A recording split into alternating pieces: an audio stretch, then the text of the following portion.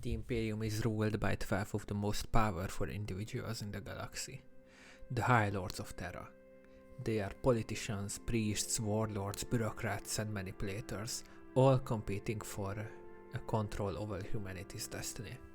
Today we are going to dive into who they are, what they do, and how they shape the Imperium from behind the scenes. Or how they shaped it, that is, until Guilliman returned and declared himself Imperial Regent. But even with the Primarch, he is far, far away on the Indomitus Crusade, and the High Lords retain the real political power of the homeworld. The High Lords of Terra, or its High Gothic name, the Senatorum Imperialis, actually is made out of several very powerful lords and nobles from humanity, but we need to mainly concern ourselves with 12 positions who are called the High 12. These are the ones that wield the real power in the Imperium. Now it is made out of 12 positions in a 9-3 split. 9 positions are always held by the same office, and the remaining 3 are rotated by the needs of an age. Now most of our information about the High Lords actually comes from Chris Raid book, actually 2 series, the Vaults of Terra and then the Watchers of the Throne, and this is what shares with us who the High 12 are in the current era. So what we are going to discuss is going to be mainly based around that tonight. When you imagine the High Lords of Terra, you should imagine a body that is reminiscent of the small council from Game of Thrones, or what actually inspired it, as it has with many things in 40k, Dune, and especially the Landsraad, the council that keeps the Padishah Emperor in check. But I digress.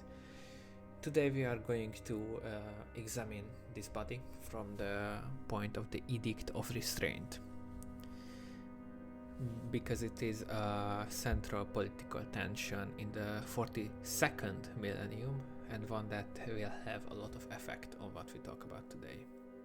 So what you have to understand is that besides the members of the council and the High 12, there is another position, the Chancellor of the Imperial Council, which is a highly honored position in the Imperium, and while not a former member of the 12, it is the chief administrator of that body. And after the fall of Cadia, the current Chancellor Lev Tieron, succeeded by his protege not later after, but I digress. Lev Tieron put forward the notion that the Edict of Restraint should be abolished. The Edict of Restraint is an ancient piece of imperial law that forbids the Adeptus Custodes from leaving Terra. It dates back to the earliest days of the Imperium, when the Custodes' sole responsibility was to direct the protection of the Emperor from the Imperial Palace after he was wounded by Horus naturally. For millennia, the order remains effectively confined the Custodes to the throne world, and their only job was to be the final guardians of the Master of Mankind. By the 42nd millennium, however, the galaxy had changed far more than the law.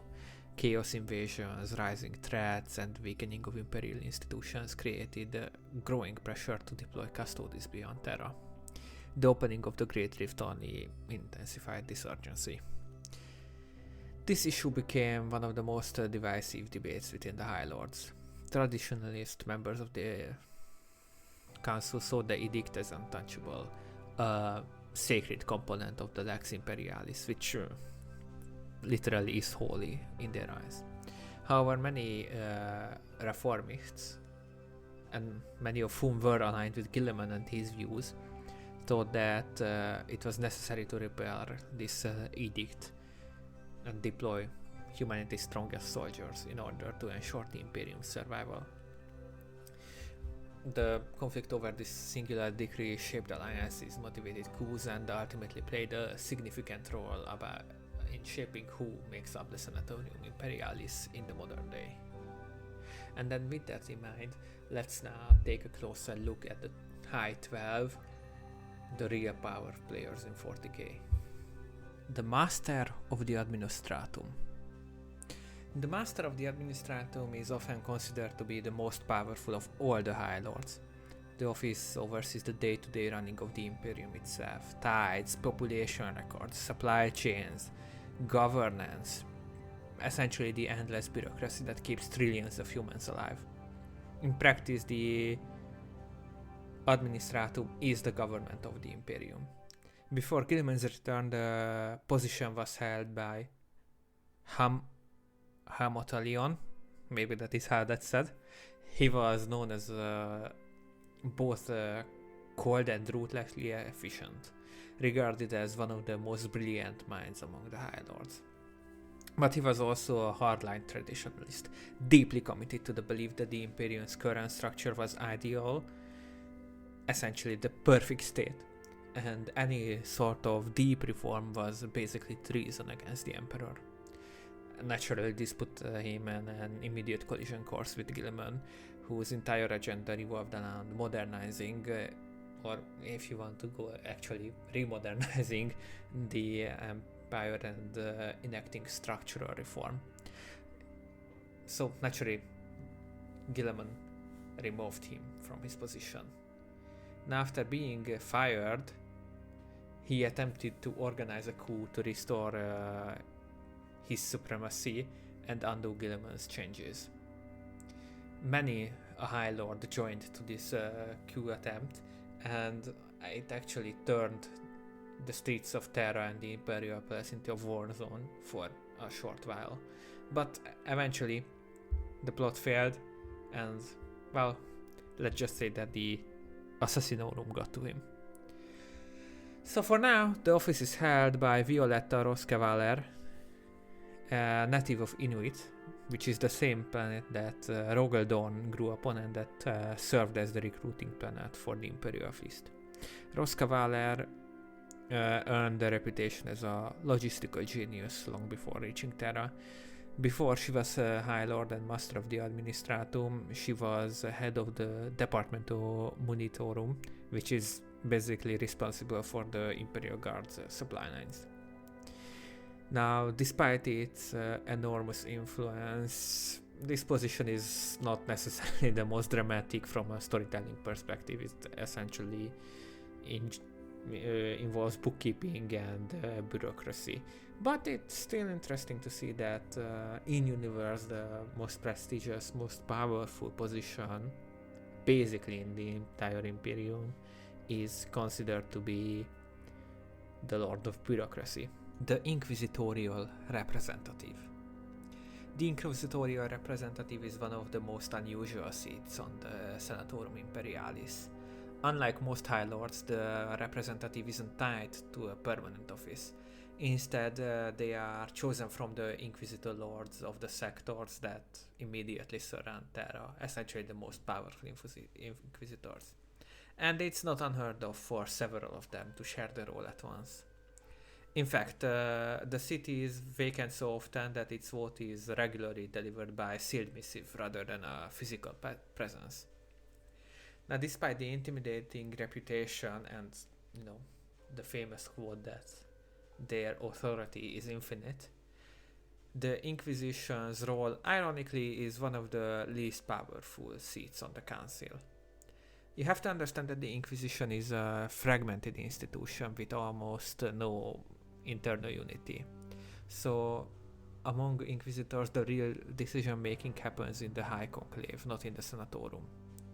As a result, the Inquisitorial Representative is usually more of a formal liaison, conveying the messages and wills of the High Conclave, not necessarily taking an active role in politics right there on the spot. And vice versa, so the representative also listens and informs the High Conclave about the goings of Terra. Recently known Inquisitor that took a seat is called Cleopatra Arx, who is an Inquisitor of the Ordo Malleus. She is far from a passive figure. Arx supported the lifting of the Edict of Restraint, and like some other High Lords is aware of the state of the Golden Throne. She knows that the device is failing, so she is pushing for cooperation with the Mechanicus to stabilize it. What she is most known for, however, is the Arx Doctrine, which is a very radical piece of legislation. It was developed during the early Chaos invasion following the opening of the Great Rift, when demonic forces assaulted Terra. Now luckily, eventually the Custodes and the Sisters of Silence and Grey Knights were able to repel this attack. Arx essentially developed a doctrine that said that most of Terra should be abandoned to Chaos, and only the most important parts of it, like the Imperial Palace, should be defended, but it should be defended at all costs. Several High Lords backed her doctrine because it was logical, but it also made them incredibly unpopular, so they were happy to let her take the blame for it. The Ecclesiarch of the Adeptus Ministorum. The Ecclesiarch is the supreme leader of the Adeptus Ministorum, the state religion of the Imperium. In practical terms, the Ecclesiarch controls not only imperial doctrine but also the political machinery of faith. Everything from the tides of the shrine words to the launching of holy crusades. Historically, some of the most influential figures on the council held the title. Among them was Gauche Vendayer, who is remembered as the orchestrator of the Reign of Blood, and of course the subsequent Sebastian Thor, whose reforms reshaped the Imperium's entire religious structure. In the 42nd millennium, during the fall of Cadia, the office was held by Baldo Slist.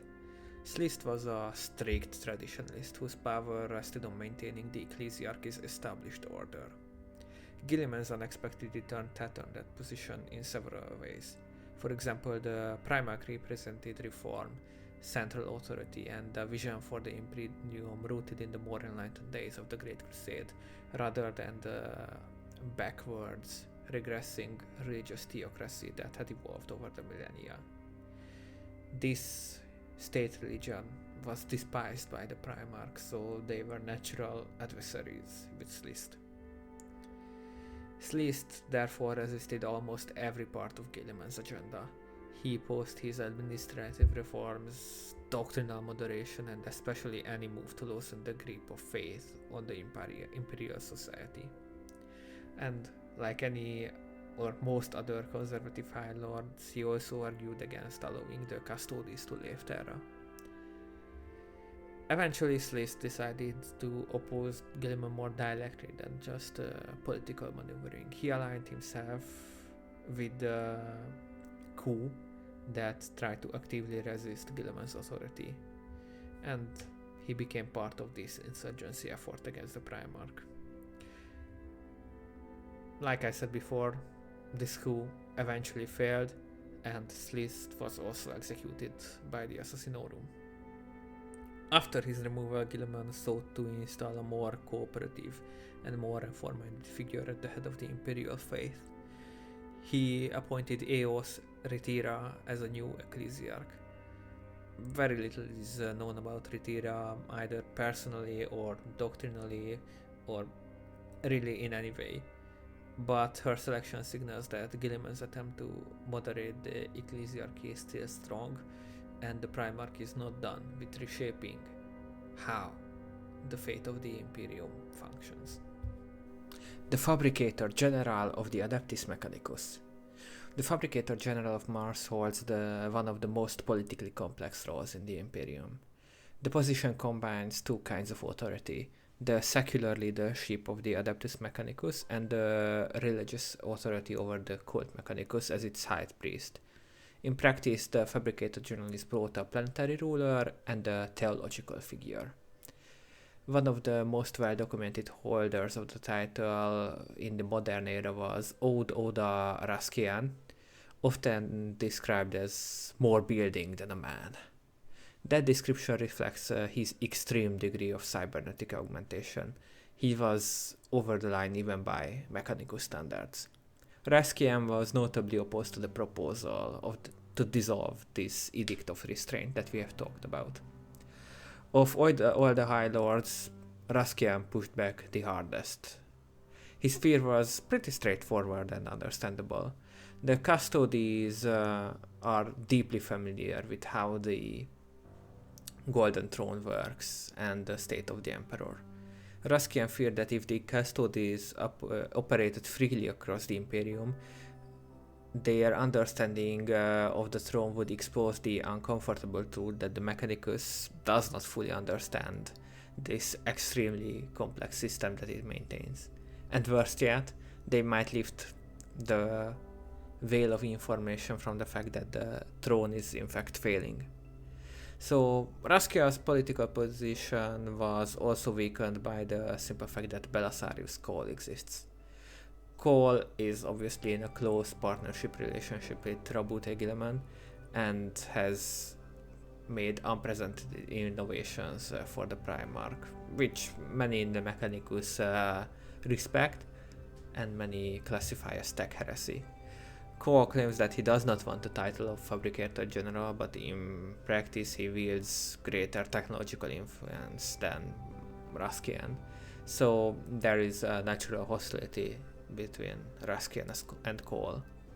Behind the scenes, the Fabricator-General was also engaged in an unconventional initiative.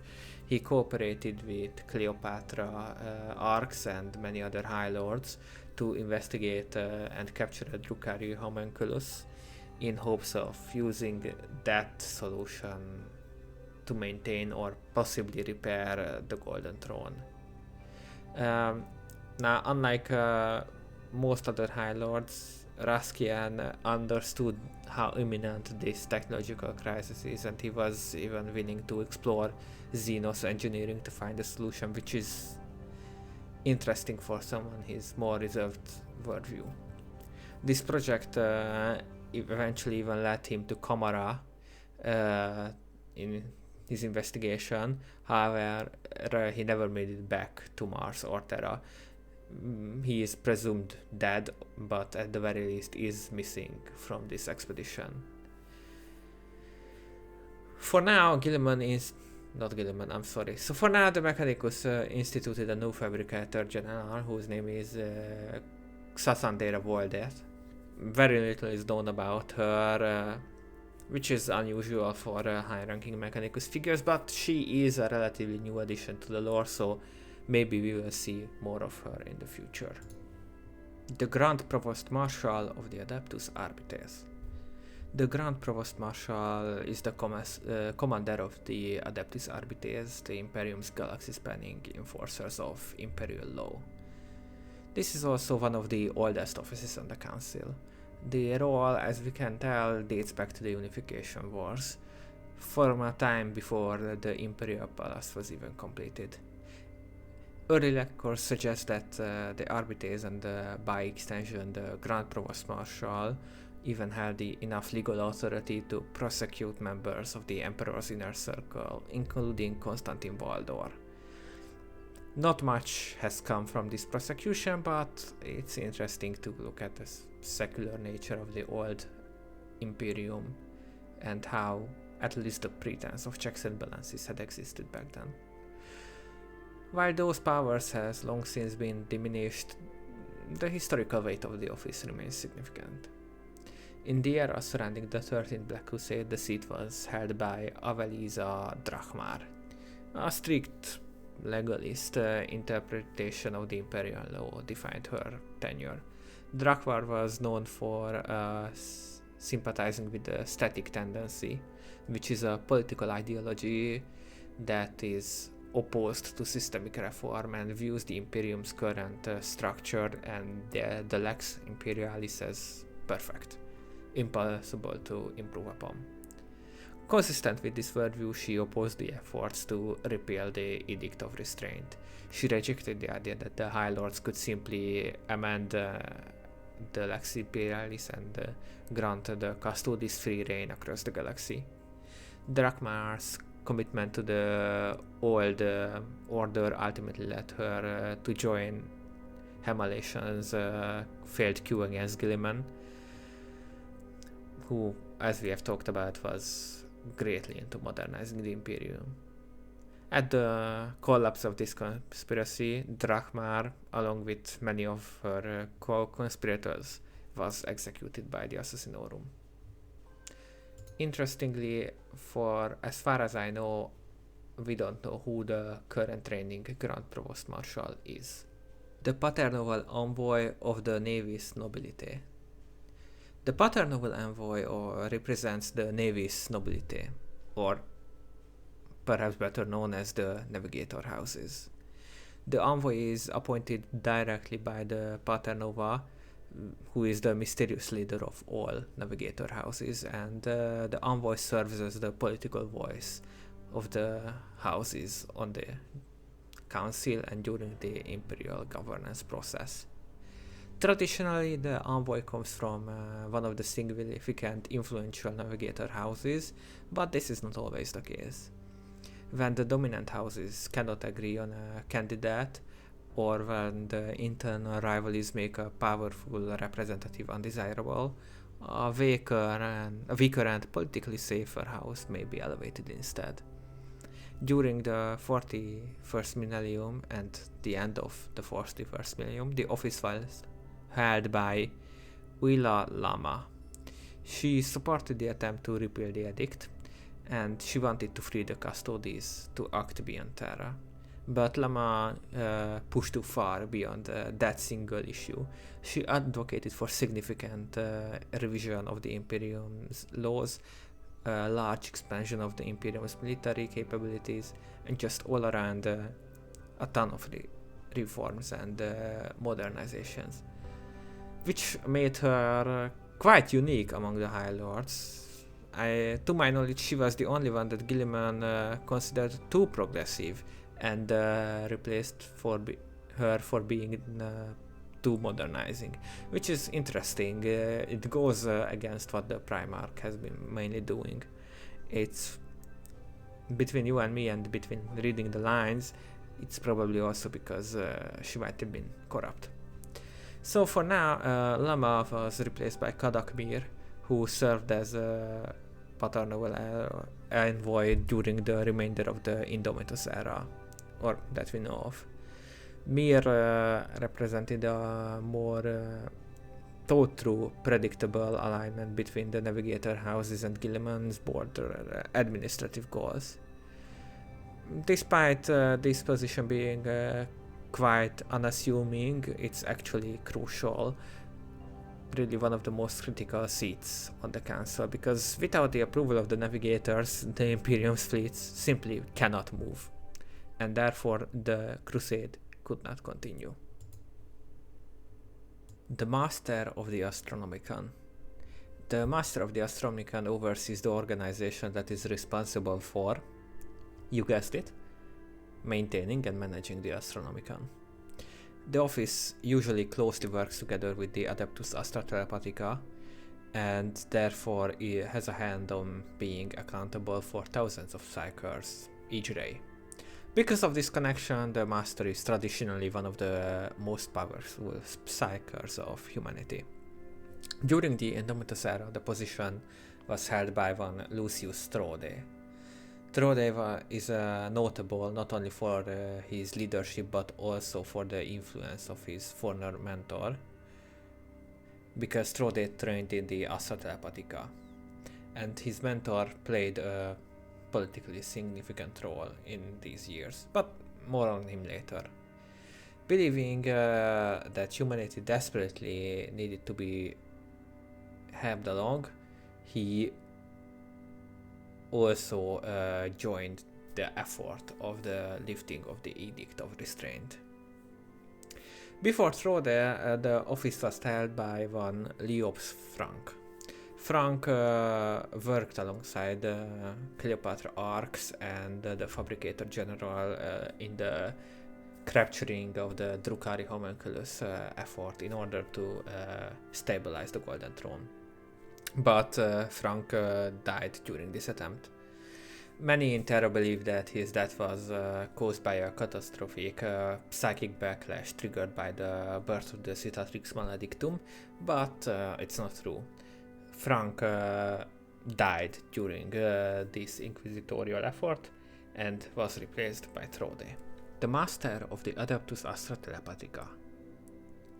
The Adeptus Astra Telepathica is one of the core organizations of the Adeptus Terra, responsible for identifying, transporting, training, and ultimately sanctioning the psychers that serve the Imperium. The Master is the high-ranking official in charge of this office. Because psychic potential is dangerous and often accompanied by mutation, the Astra Telepathica actually adheres to strong rules and screening procedures. It is governed by long-standing Imperial edicts, and they are forbidden from acting as sole wardens aboard their own vessels, which is why the infamous black ships are also manned by other iconic Imperial agents, not just telepaths, but Sisters of Silence or Adeptus Sororitas, or sometimes even Inquisitorial agents. But as you know, the black ships ultimately deliver the captured psychers to Terra, where they are sorted. Some will become sanctioned psychers, and some are even elevated into the Adeptus Astra Telepathica itself. And, as you know, many are sacrificed to sustain the Emperor. The Master of the Adeptus Astra Telepathica is overseeing all of this. Their role covers recruitment policy, training standards, and coordination with the Astronomican. Because the Inquisition, because of the institution's size and the sheer number of psychers processed each year, the Master wields a significant political influence among the High Lords, even if their work is less immediately visible. Zlatad af Keraplides served as the master of the Adeptus Astra Telepathica when Abaddon, the spoiler, launched the 13th Black Crusade. From his position overseeing the Imperium's telepathic infrastructure, Keraplides had a prime seat to witness the full extent of the crisis, all the psychic storms, the communication failures, and the unprecedented scale of death that ensued. So for that reason, as I said, he was quite politically influential and decided to take an active role. In fact, it was him who first proposed and worded the Act of Dissolution, which would have lifted the Edict of Restraint, and, as we have discussed many times, would have allowed the Custodes to take a more active role in the Imperium. And of course he was the master of Trode. But all that is to say that all this political tension actually came from this office. It was here where the idea to let the Custodes loose was first formed. The Grandmaster of the Officio Assassinorum. Our last permanent position of the Council is the Grandmaster of the Officio Assassinorum. The identity of this Grandmaster is never known to the ordinary members of the Adeptus Terra. The directors of the various assassin temples traditionally fill the role, but it is not a requirement. Rumors persist that the Grandmaster enjoys direct access to the Emperor, which is a symbolic way of reinforcing that the Assassinorum serves the throne alone, not the political interests of other higher lords. Or perhaps it is also a possibility that this privilege remained from the Great Crusade era, as the first Grandmaster, or at least the predecessor of the role, the one who was in charge of the assassins, was none other than Malcador the Sigillite himself. So maybe that's where this direct access to the Emperor was inherited from. Because the Grandmaster commands an institution that could theoretically destabilize or even decapitate the Imperium if misused, the position is consistently included on this council. This ensures that the Assassinorum has a voice in Imperial policy and can advocate for it itself, which is a way of ensuring that relations don't get out of control. The current Grandmaster, known as Fadix, is a notoriously elusive character. He involves himself in politics only when it suits the long-term stability of the Officio Assassinorum, and often he stays silent during the meetings in a way not to tip his hands. As a result, the other High Lords can rarely anticipate what he is going to do next, and he is seen as somewhat of a kingmaker during votes. He can sway entire decisions just because he is unknowable. During the primary debate over revoking the Edict of Restraint and allowing the Custodes to leave, Fadix actually chose to abstain entirely. However, when it came to actual blows and war zones between the insurgent High Lords and the ones loyal to Guilliman, he must have played an active role, because, as I've said many times, all the insurgent lords were killed by assassins, and someone had to be behind that. So again, Fadix is an elusive character. We don't know much about him personally, but he wields quite a lot of power in the Imperium. And with that, we have actually went through all of the permanent seats, so let's now look at the rest.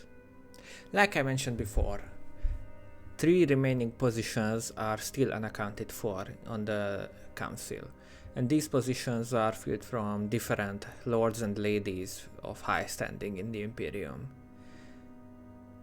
Their ranks are volatile, but we actually do know who they are now or who they have been in the past, so let's talk about that a little bit. There is a position called the Lord Commander of the Segmentum Solar, who is the general of all the Imperium's armies. This was a title created for Guilliman at the end of the heresy, and was held by a number of commanders after his disappearance, and now that he is back to the 42nd millennium, Guilliman has this title again. Then there is the Lord Commander Militant of the Imperial Guard. Our most recently known agent or holder of this title actually was called Marv of Azriel, who also rebelled against Guilliman and was slain by the assassins. So we don't actually know who the highest authority among the Imperial Guard is at the moment. Then sometimes Cardinals of the Holy Synod of Terra, which is the ruling body of the Ecclesiarchy, are chosen to sit on the council. Sometimes the Chancellor of the Estate Imperium can be elevated to this prestigious body. This Chancellor is the highest official within the record-keeping organization from the Imperium. We know that it has been on the council quite recently by a lord named Brach, who died just before the Black Crusade, and his seat is filled by a very interesting new character. We'll see it soon. Then sometimes the speaker for the Cartis captains, which are the traders and rogue traders of the Imperium, are granted a seat. Kanya Danda was the most recent holder of the title and the seat on the council, who was one of the High Lords who actually supported the activation of the Custodes. She was also part of the secret initiative to repair the Golden Throne, which I have talked about with the Fabricator-General and the Inquisition, but when the odds became against them, she withdrew from that particular endeavor. Her seat was given to the Lord Commander Militant, Marv of Azriel, who, as we have discussed, was later killed by Fadix's assassins. Then the Lord High Admiral of the Imperial Navy can also sit on this body. Meralda Perez was her name that we knew of last. Again, a High Lord that rebelled and was slain by Fadix's assassins. And besides them, lesser lords always sit again on the Senatorum Imperialis, but they are not part of the High 12. When we talk about them, you can think about figures like the leaders of the Schola Praetorium or the Order Hospitaller. So, if you have been keeping track, the current reigning High Lords are Robute Guilliman, Lord Commander of the Segmentus Solar and Lord Regent, Violetta Roscavaler, the Master of the Administratum, Cleopatra Arx, the Inquisitorial Representative, Eos Ritera, the Ecclesiarch of the Adeptus Ministorum, Xasandera Valdet, the Fabricator-General of the Adeptus Mechanicus, the Grand Provost Marshal of the Adeptus Arbites, who is coincidentally unknown, but maybe Kenya Danda from the Traders could be reinstated, we don't know. Kadakmir, the Paternoval Envoy of the Navis Nobilite, Lucius Trode, the Master of the Astronomican, Fadix, the Grandmaster of the Officio Assassinorum, and Zlatad Af Keraplides, the Master of the Adeptus Astra Telepathica. And, like I have mentioned a couple times before, there are two more people on this prestigious body who are in positions that have never before sat on the High 12, and their inclusion completely reshapes the political landscape of the Imperium. I will only mention who they are because their inclusion and their maneuvering is actually so interesting and so varied that I think they deserve their own videos. But for the first time ever in the Imperium's history, on the High 12, there was a seat granted to Morven Val, the Abbess Sanctorum of the Adeptus Sororitas, so the highest ranking official of the Sisters of Battle, and Trajan Valoris, the Captain General of the Adeptus Custodes. So, as you can see, the Custodes are really central right now in the political maneuvering of Terra. But, like I said, this video is long enough as it is, and these two deserve a deep dive for their own. Now, we have had a refresher on who sits on which throne and why, but the uncomfortable truth remains. It is impossible to say who truly holds true power right now. With Guilliman far from Terra and the Indomitus Crusade raging on, and with the Lion returning to the fold, power remains turbulent. Influence shifts meeting by meeting, crisis by crisis. The ambiguity, however, is kind of the point. The Senatorum Imperialis was built to endure the absence of an absolute monarch, the absence of the Emperor really, and now the absence of the Regent. It survives through bureaucracy, precedent, and 1,000 quiet compromises that never make it into grand proclamations. If you are waiting for me to tell you who the single puppet master is, you will miss how the Imperium actually runs. By accumulation, by deals in the shadow, by compromise. And yet, every so often the mask sleeps. Fleets move without a public order ever have been given. Chapters and detachments act without any formal orders and with unusual attitude. Assets appear where no department admits ownership. It would be naive to assume that the High Lords only wield the power they are supposed to wield, that they list on parchment. Some even whisper about instruments that the High Lords can wield that don't appear on any roster. Those that answer to Terra only, and not to any lord. The Minotaurs have that reputation, ever loyal to the throne, strangely well-resourced and deployed like a signature without name. But that is a story for another time. For now, the only certainty is uncertainty, and the High Lords thrive on it.